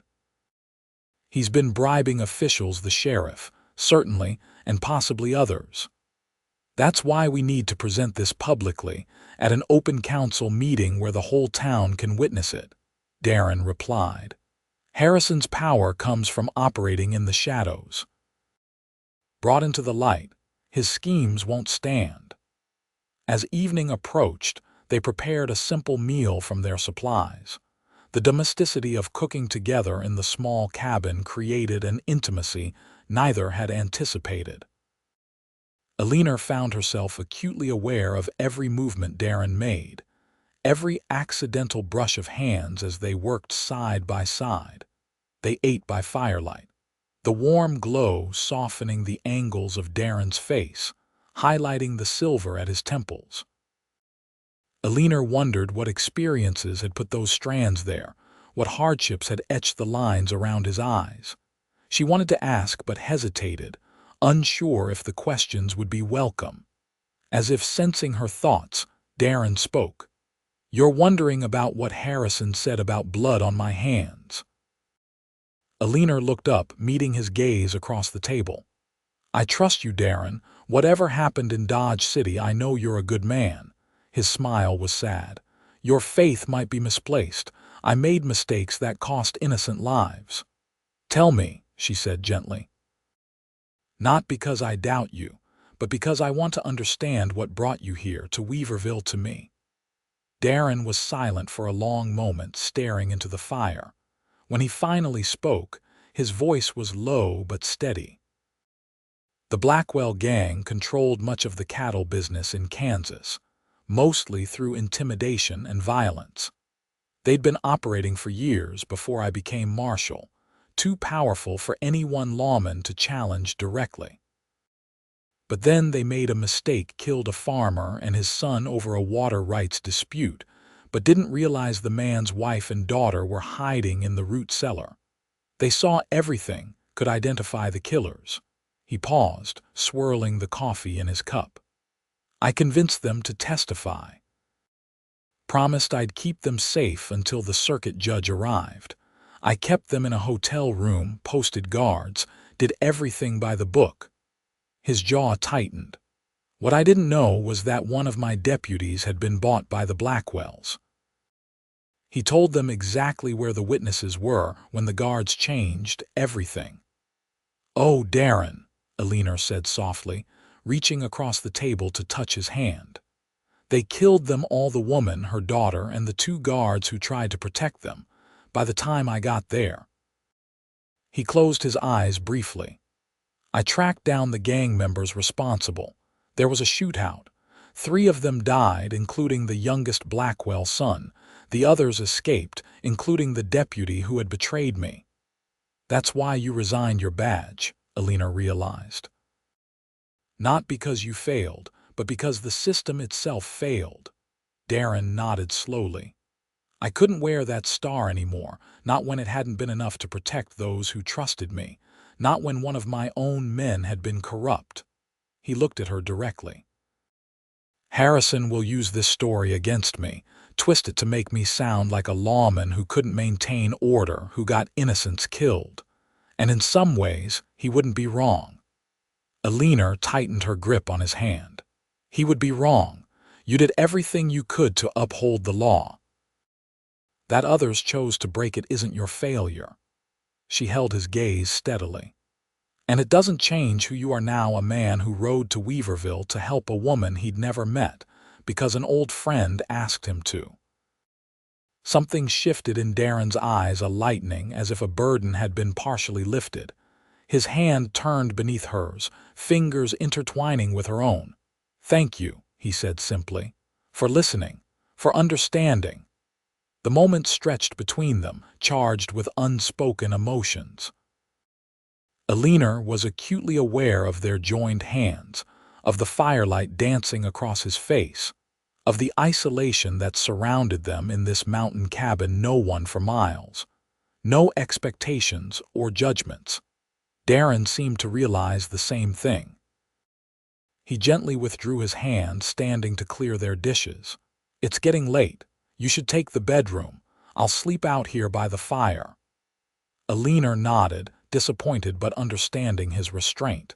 She was a young, unmarried woman. He was a gentleman despite his rough exterior. There were boundaries that shouldn't be crossed, regardless of the feelings growing between them. "Good night, Darren," she said softly, taking the lamp he offered her. "And truly, thank you for sharing your story with me." His smile was gentle. "Good night, Eleanor." In the small bedroom, Eleanor changed into her nightdress, grateful that Mrs. Abernathy had insisted she pack it. The bed was simple but clean, the linens freshly shaken out. As she lay down, she could hear Darren moving about in the main room, banking the fire for the night, checking the doors and windows. Despite the comfortable bed, sleep eluded her. Her mind raced with thoughts of the past 2 days, the council meeting, the break-in at Harrison's office, the ride to this secluded cabin. And woven through it all, Darren Keller, the man who had appeared on her porch in the night and somehow become essential to her in ways she was only beginning to understand. She had never been in love before. At 22, she had received offers of marriage in Weaverville, but none had stirred her heart. Her father's illness had occupied her last years, leaving little time for courtship. And after his death, the struggle to keep their land had consumed her completely. But now, lying in the darkness, listening to the night sounds of the forest and the occasional movement of Darren in the next room, Eleanor recognized the unmistakable flutter of feelings that went beyond gratitude or friendship. It was too soon, too sudden, perhaps, and yet it felt as natural as the mountain stream outside, following its inevitable course. Morning arrived with golden light filtering through the cabin's small windows. Eleanor dressed quickly, eager to join Darren and unwilling to examine too closely why that eagerness existed. She found him already up, coffee brewing on the small stove, his hair damp from washing at the stream. "Good morning," he greeted her with a smile that seemed easier than before, as if his unburdening the previous night had lightened something in him. "Did you sleep well?" "Better than I expected," she replied, accepting the cup of coffee he offered. "It's peaceful here.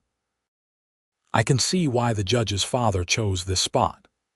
They shared a simple breakfast, discussing their plan for the day.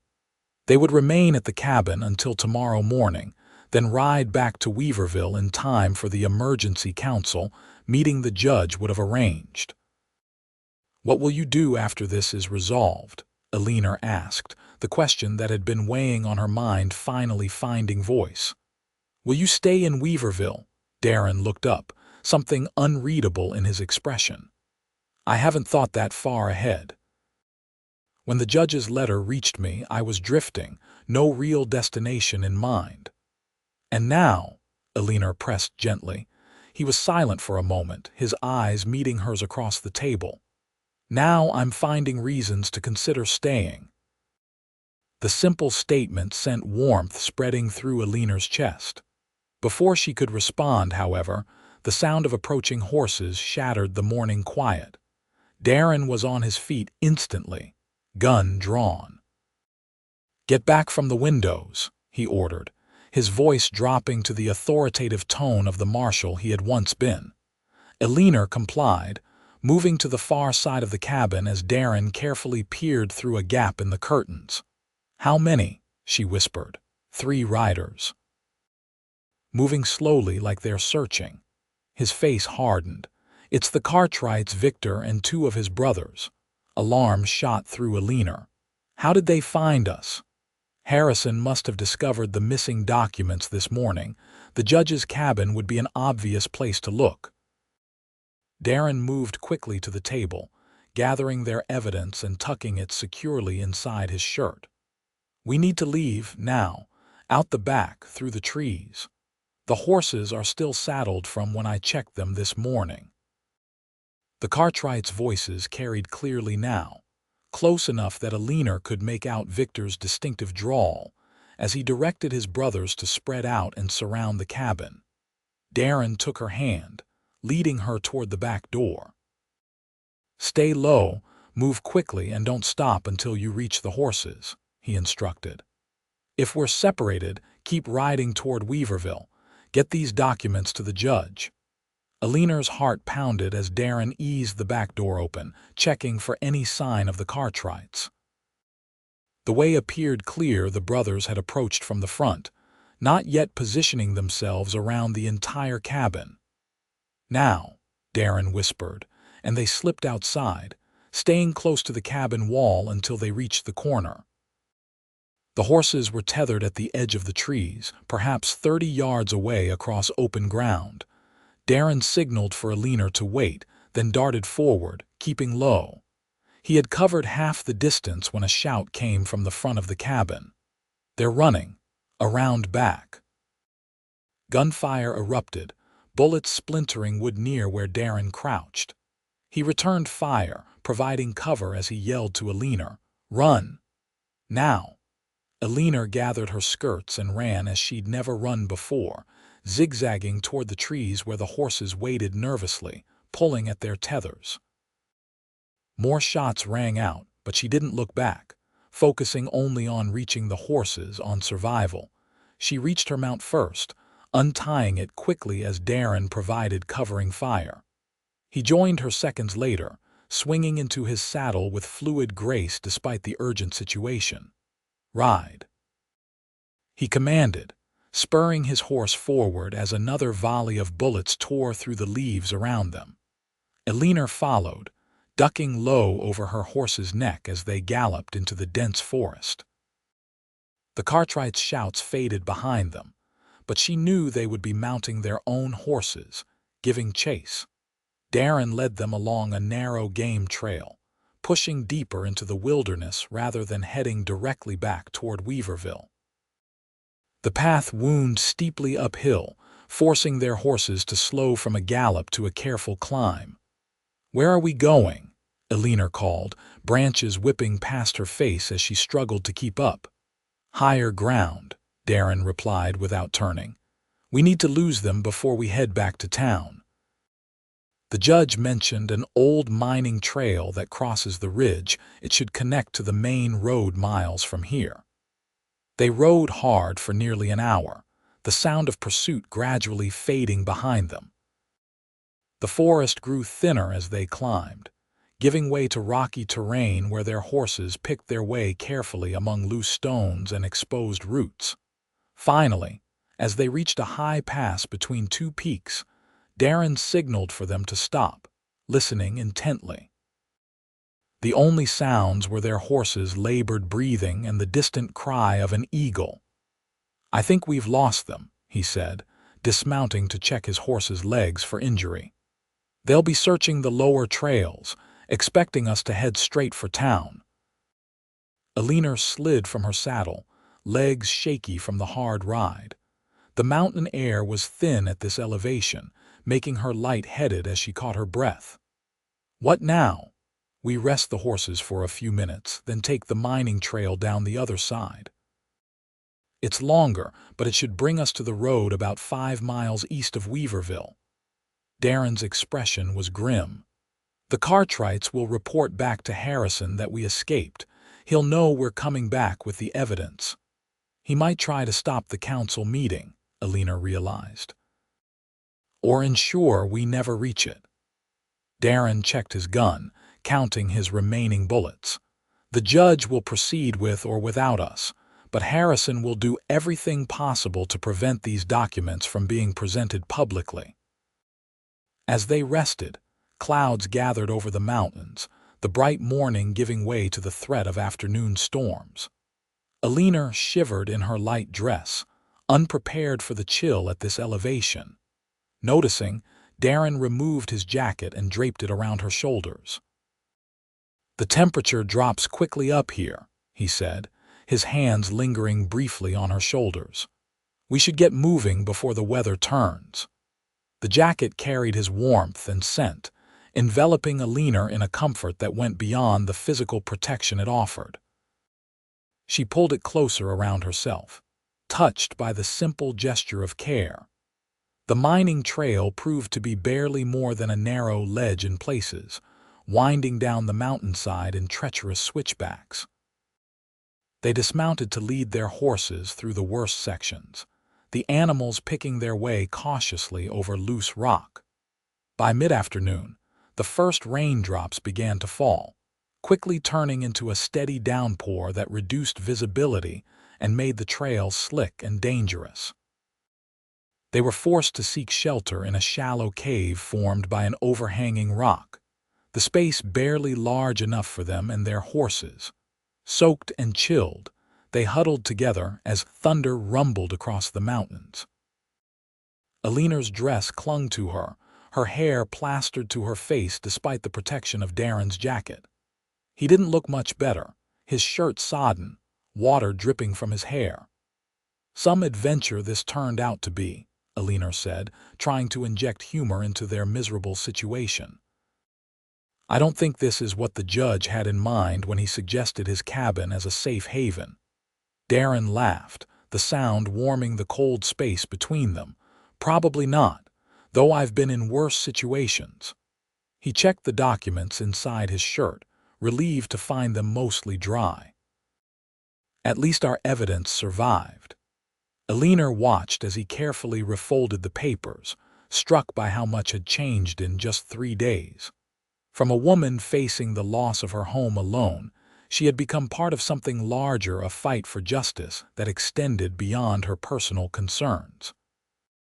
And this man beside her, who had arrived as a stranger on her porch, had become someone she couldn't imagine facing this struggle without.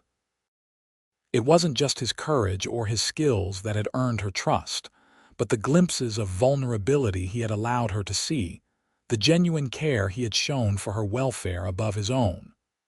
"Darren," she said softly, waiting until he looked up at her. "Whatever happens tomorrow, I want you to know how grateful I am that you came to Weaverville." His expression softened. "I came because the judge asked, but I stayed because—" He hesitated, searching for words, "because I found something I didn't realize I was looking for." "And what was that?"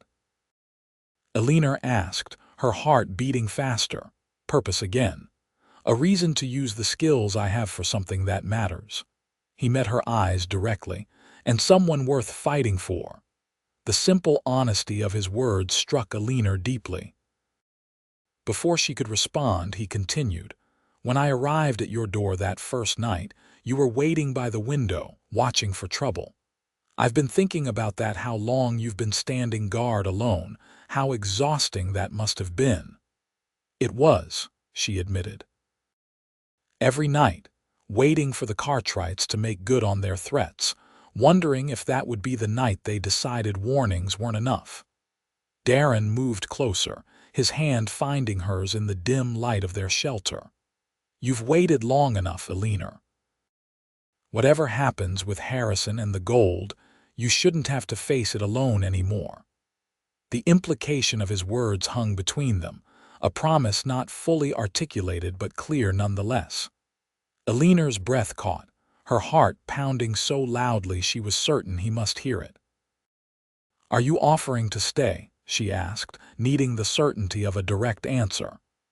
"Yes," he replied simply, "if you want me to."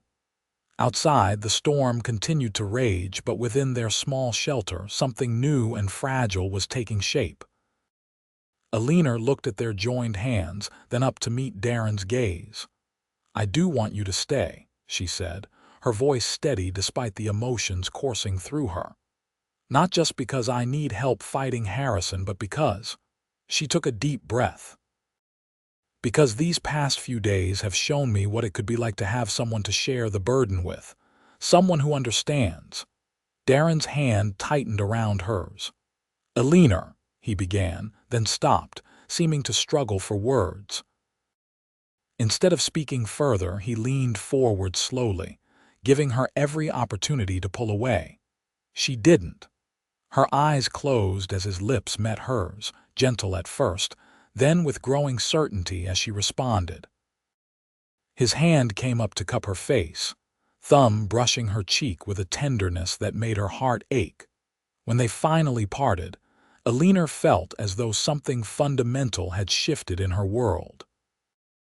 The cave was still cold and damp. The storm still raged outside, and tomorrow they would still have to face Harrison's wrath, but none of it seemed as daunting as before. Darren rested his forehead against hers, his voice low. "I've been wanting to do that since I saw you standing on your porch with that rifle, looking like you'd face down the devil himself to protect what's yours." Eleanor laughed softly. "And I've been wanting you to, though I only realized it last night in the cabin." They remained close as the storm gradually subsided, talking quietly about what might happen when they returned to Weaverville, and more tentatively, about what might come after. Neither made grand declarations or promises. It was too soon, the future too uncertain, but the understanding between them was clear. Whatever came next, they would face it together. As evening approached, the rain stopped completely, leaving a washed clean world of glistening rocks and renewed colors. They emerged from their shelter, leading their horses back onto the trail, which had become muddy but passable. "We should be able to reach the main road before dark," Darren said, helping Eleanor mount her horse. "From there, it's about an hour's ride to Weaverville." The descent was slower than they had hoped, the wet trail requiring careful navigation. Twilight was falling by the time they reached the main road, the western sky streaked with orange and purple as the sun set behind the mountains.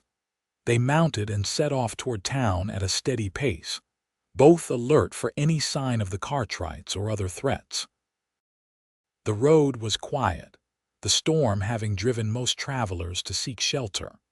As they rode, Eleanor found herself thinking of her father, wondering what he would make of recent events, his daughter breaking into an office, fleeing armed men, falling for a former lawman with a troubled past. She smiled to herself, certain he would approve of her courage if not her methods, and would definitely approve of Darren. Theodore Kennedy had valued integrity above all else, and Darren Keller, for all his self-doubt, possessed that quality in abundance. He had come to help a stranger because it was right, had risked his life to gather evidence of corruption, and had been unflinchingly honest about his own failures.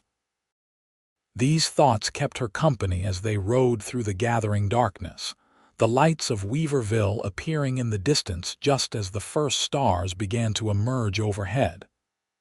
"We should avoid the main street," Darren suggested, as they approached the town's outskirts. "Harrison will have men watching for us." They circled around, approaching the judge's house from behind, through an orchard that provided cover from curious eyes. The house was lit, warm yellow light spilling from the windows, a beacon of safety in the night. The judge himself answered their soft knock at the back door, relief washing over his aged face as he ushered them inside. "Thank God," he said, leading them to his study where a fire burned cheerfully in the grate. "When I heard the Cartwrights had gone looking for you, I feared the worst." "They found us," Darren told him, producing the documents from inside his shirt. "But we got away with the evidence intact." The judge took the papers reverently. "Excellent work, both of you. I've arranged for the emergency council meeting tomorrow at noon. Harrison has been trying to delay it, claiming urgent business in Sacramento, but I've invoked legal procedures that require his presence." "How did the Cartwrights know where to find us?" Eleanor asked, accepting the dry clothes misses. Abernathy had brought for her a simple dress left by the judge's daughter on her last visit. The judge's expression darkened. "I believe Sheriff Mills has been having my house watched. He likely observed your departure and deduced where you were headed." "Then Harrison knows we have evidence against him," Darren said grimly. "He'll be desperate to stop us from presenting it tomorrow. Indeed, which is why you'll both stay here tonight where I can ensure your safety." The judge gestured to Mrs. Abernathy. "Gertrude has prepared rooms for you, and there's hot food waiting once you've changed into dry clothes." Eleanor glanced at Darren, finding reassurance in his steady gaze. Tomorrow would bring the culmination of their efforts and dangers they could only guess at. But tonight, they were safe together with allies who believed in their cause.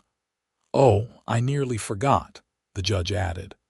"Mrs. Abernathy spent yesterday and today at your cabin, Eleanor. She reports that Sheriff Mills arrived this morning with an inspection notice, but she presented him with the injunction I filed. He was displeased, shall we say, but legally powerless to proceed." A weight lifted from Eleanor's shoulders.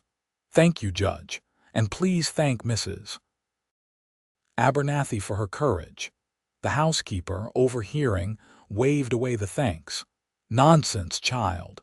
Putting that pompous sheriff in his place was the most fun I've had in years." She shooed them toward separate rooms to change. "Now get out of those wet clothes before you catch your deaths." Dinner in 15 minutes, not a moment later. The warmth and normalcy of the judge's household were a balm after their harrowing day. Clean and dry, they gathered around the dining table for a hearty meal of beef stew and fresh bread, the homey atmosphere almost making it possible to forget the confrontation that awaited them. After dinner, the judge retired to his study with Darren to review their strategy for the council meeting, while Eleanor helped Mrs. Abernathy clear the table. The older woman worked in comfortable silence for a few minutes before speaking. "That young man cares for you," she said matter-of-factly. "I've been watching how he looks at you when he thinks no one notices." Eleanor felt heat rise to her cheeks. "We've only known each other a few days." Mrs. Abernathy snorted. "Time isn't always the measure of such things.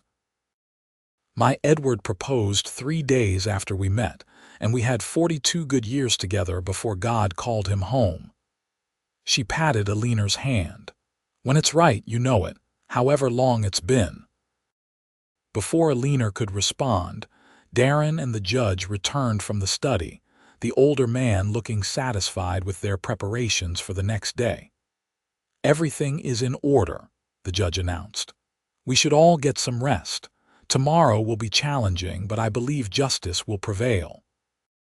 As they prepared to retire for the night, Darren caught Eleanor's hand briefly, the touch hidden from the others by the stair railing.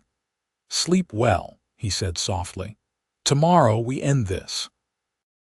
The certainty in his voice gave her courage, and she squeezed his hand in return before they parted to their separate rooms. Eleanor slept surprisingly well, exhaustion from their mountain escape overcoming any anxiety about the coming day. She woke to sunlight streaming through her window and the sounds of Mrs. Abernathy preparing breakfast downstairs. The morning passed quickly in final preparations. The judge reviewed the evidence once more, organizing the documents for maximum impact when presented to the council. Darren cleaned his gun meticulously, a ritual that seemed to center him for the confrontation ahead. Eleanor wrote a letter to be delivered to her father's oldest friend in Sacramento, detailing the events of the past days and including copies of the most damning evidence against Harrison Insurance against any attempt to suppress the truth in Weaverville. As noon approached, they gathered in the judge's foyer, the atmosphere tense but determined. "Harrison will have his supporters there," the judge warned. "The council members who voted for his ordinance, Sheriff Mills, probably the Cartwrights as well. We must be prepared for resistance." "Let them resist," Eleanor said firmly. "The truth is on our side." They walked together to the town hall, aware of the eyes following their progress, the whispers that rippled through Weaverville at the sight of them, the judge in his formal attire, Eleanor beside him with her head held high, and Darren Keller, the former marshal whose arrival had catalyzed the confrontation that was about to unfold. The town hall was already crowded when they arrived, the atmosphere charged with anticipation. William Harrison sat in the front row, his face a mask of controlled displeasure. Sheriff Mills stood nearby, hand resting on his gun belt. The Cartwright brothers occupied a corner, their expressions dark with unresolved anger from the previous day's chase. Mayor Donovan called the emergency meeting to order, his voice slightly unsteady as he announced the purpose: to review new evidence regarding the recently passed property maintenance ordinance and its application to the Kennedy property. Judge Whitaker rose first, presenting a formal legal challenge to the ordinance based on procedural grounds. As he spoke, Eleanor watched Harrison's face, noting the slight twitch of his jaw that betrayed his growing tension. "Furthermore," the judge continued, "I have evidence that the true motivation behind this ordinance was not public safety, but private gain, specifically the acquisition of valuable mineral rights known to exist on the Kennedy property." Harrison stood abruptly. "This is preposterous. Judge Whitaker is allowing his personal friendship with the Kennedy family to cloud his judgment. There is no evidence of any impropriety in the council's actions." "On the contrary," Darren said, standing to join the judge. He produced the documents they had taken from Harrison's office, holding them up for all to see. "These papers, found in Mr. Harrison's own office, prove that he has deliberately misrepresented the value of the Kennedy property while privately acknowledging its worth at over $100,000. A murmur of shock ran through the assembled townsfolk. Harrison's face paled, then flushed with anger. "Those documents were stolen from my private office. This is outrageous, Sheriff. Arrest this man for burglary." Sheriff Mills stepped forward, his hand moving to his gun, but Darren remained calm. "The manner in which these documents were obtained is secondary to what they reveal: a conspiracy to defraud Miss Kennedy of her rightful property and to manipulate this town's governance for private profit." The judge took the papers from Darren, approaching the council table. "Council members, I invite you to examine these documents yourselves. They include assay reports showing the exceptional value of the gold vein on the Kennedy property, surveys commissioned by Mr. Harrison, and most damning of all, a letter to investors boasting of his plan to acquire the land through legal means at a fraction of its true worth." Eleanor watched as uncertainty spread across the faces of the council members. Even those who had supported Harrison appeared troubled by the evidence being presented. Harrison, seeing his control of the situation slipping, changed tactics. "Even if these stolen documents were genuine, which I deny, they don't change the fact that the Kennedy property poses a safety risk. A young woman alone cannot properly maintain a mining operation." "I have never claimed I would operate a mine alone," Eleanor said, speaking for the first time. She moved to stand beside Darren and the judge, facing the council directly. "My father discovered the gold vein shortly before his death. His plan and mine was to contract with responsible miners who would extract the gold with minimal damage to the land, under terms that would benefit both parties." She paused, looking directly at Harrison. "What I refused to do was sell my birthright to a man who threatened and intimidated me, who fired shots at my home, who attempted to use this town's governance to steal what he could not buy." The room had grown utterly silent, all eyes on the slender young woman whose quiet dignity contrasted sharply with Harrison's barely contained fury. Mayor Donovan cleared his throat nervously. "These are serious allegations, Miss Kennedy. Mr. Harrison is entitled to defend himself." "Indeed I am," Harrison said, striding to the center of the room.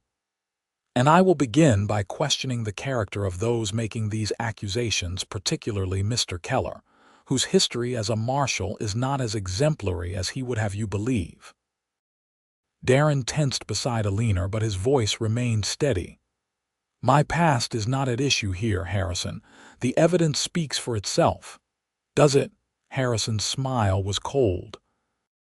"Ladies and gentlemen, before you accept the word of this man, you should know that he resigned his position in Dodge City in disgrace, after his failures led to the deaths of innocent people, including women and children." A ripple of unease moved through the crowd. Eleanor felt Darren stiffen, saw the shadow of old pain cross his face. Before Harrison could continue his attack, she stepped forward.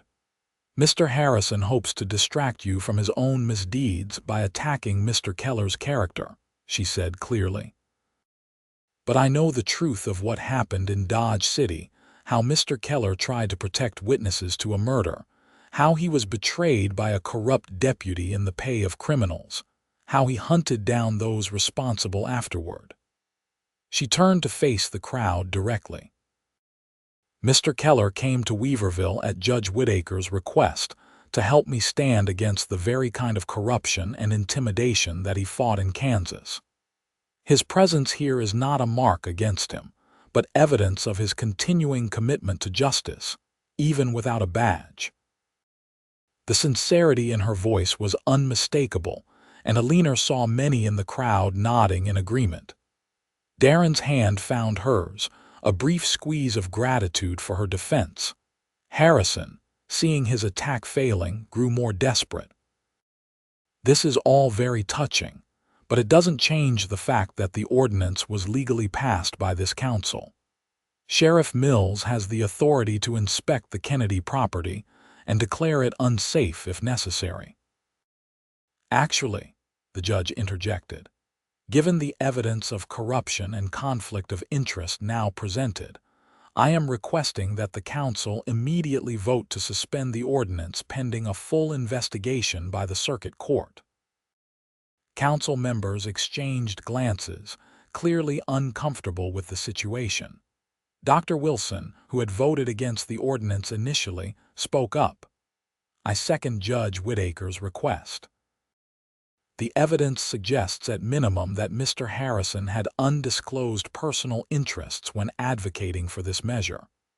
Mayor Donovan, sweat beading on his forehead, looked as though he wished to be anywhere but in his current position. Very well. Council members, we shall vote on whether to suspend the property maintenance ordinance pending investigation. Harrison, seeing his carefully constructed plan crumbling, finally lost his composure. This is absurd. I will not stand by while my reputation is smeared by a schoolteacher's daughter and a failed lawman. His hand moved to his jacket, and Eleanor realized with horror that he was reaching for a concealed weapon. Darren saw it too. In one fluid motion, he pushed Eleanor behind him while drawing his own gun. Don't do it, Harrison, he warned, his voice deadly calm. The room erupted in panic, people diving for cover as Harrison pulled a small derringer from his jacket. Sheriff Mills, caught by surprise, fumbled for his own weapon. Put it down, Darren commanded, his gun steady in his hand. It's over. You've lost. For a moment it seemed Harrison might actually fire, his eyes wild with fury and desperation. Then, as quickly as it had begun, the moment passed. His shoulders slumped, and he lowered the derringer. Sheriff Mills, Darren called, not taking his eyes off Harrison. I believe you should arrest Mr. Harrison for attempted assault, not to mention conspiracy to defraud and various other charges the judge will be happy to enumerate. Mills hesitated, looking between Harrison and the crowd of witnesses watching the scene unfold. His loyalty to Harrison warred visibly with his instinct for self-preservation. Finally, practicality won out. William Harrison, he said, moving forward to take the derringer. You're under arrest. The tension in the room broke, voices rising in a cacophony of exclamations and questions. Eleanor felt light-headed with relief, the realization that it was truly washing over her in waves. Darren holstered his gun and turned to her, concern in his eyes. Are you all right? She nodded, unable to speak past the lump in her throat. They had done it, saved her land, exposed Harrison's schemes, perhaps even begun to restore justice to Weaverville. The aftermath of the confrontation unfolded rapidly. With Harrison in custody and the ordinance suspended, the council voted to initiate a full investigation into his business dealings and political influence in the town. Several members, including Mayor Donovan, resigned their positions rather than face scrutiny of their own connections to Harrison. In the days that followed, Eleanor was able to return to her cabin permanently, no longer fearing nighttime visits from the Cartwrights, who had quietly left town following their employer's arrest. Judge Whittaker helped her establish a legal contract with a reputable mining company from Sacramento, ensuring that the gold on her property would be extracted responsibly, with fair compensation that would secure her future for years to come. Through it all, Darren remained at her side, initially claiming he was ensuring her continued safety, but they both knew his reasons for staying went far deeper. One evening, a week after Harrison's arrest, Eleanor sat by her window, watching the sunset paint the mountains in shades of gold and purple. It was the same window through which a warning shot had been fired, the same chair where she had spent countless nights alone, watching for trouble. The sound of approaching hoofbeats drew her attention. Looking out, She saw Darren riding toward the cabin, returning from a trip to town where he had been helping the judge organize elections for the vacant council seats. She smiled at the sight of him, at the way he sat so naturally in the saddle, at how right it felt to see him approaching her home. This man who had appeared on her porch that night, a stranger offering help when she needed it most, had become essential to her happiness in ways she hadn't imagined possible. As she watched, he dismounted, tending to his horse with the same care he showed in all things. When he looked up and saw her at the window, a smile transformed his serious face, reaching his eyes and softening the lines of experience there. Eleanor moved to the door, opening it as he climbed the porch steps. There was something different about him tonight, a lightness to his movements, a quiet joy in his expression that made her heart beat faster. "How were things in town?" she asked as he removed his hat. "Changing for the better," he replied.